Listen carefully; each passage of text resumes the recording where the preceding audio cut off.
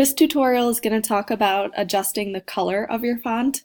You definitely want to keep it something simple and that does not overcomplicate your image, so you don't want to do or use a color that's going to take away from your photo. Black and white definitely will work for anything, but something else that you can try is using colors from or that are found within your photo that you're working with now. To begin, if you want to use a color from the photo that you're working with, on the left tool panel over here, you're able to find something called an eyedropper, which is found towards the top of the tool panel. So you click on the eyedropper and you can choose a color somewhere within your image. So I'll choose a color from the pier here. And then you'll notice in my swatches that that color shows up.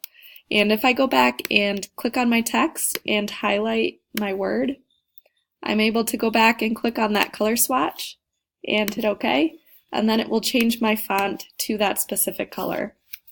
So using simple colors that are found within your image is a great way to move the color around a little bit and emphasize your word and your text and make it really blend in well with the background. I can then use the eyedropper tool and find another color from the background. So maybe this blue color in the sky I can use for the second half of my text. Then I'll go back to my text tool and highlight it.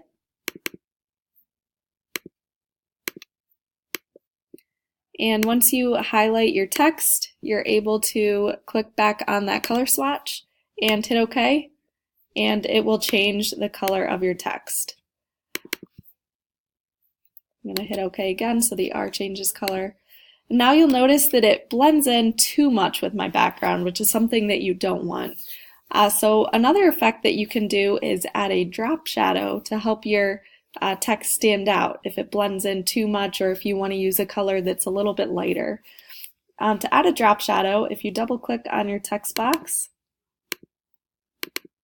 that is in the layers panel off to the side of the font, and then click all the way down at the bottom where it says drop shadow. If you click on that and then move this over to the side, making sure that you have this preview box checked, you're able to see the drop shadow show up. So now the represent who you are word stands out a lot better. You can adjust the opacity, so maybe it's a little bit lighter, blends in a little more with the water. You can change the distance of the drop shadow, the spread, make it fade into the background a little bit more, or the size of your drop shadow. And when you're happy with it, you can hit OK. And then another thing while you're underneath that same effects section is you can also change or play around with some of these other settings. So maybe bevel and emboss would be an interesting one to play around with. But don't get too carried away with doing too much to your text.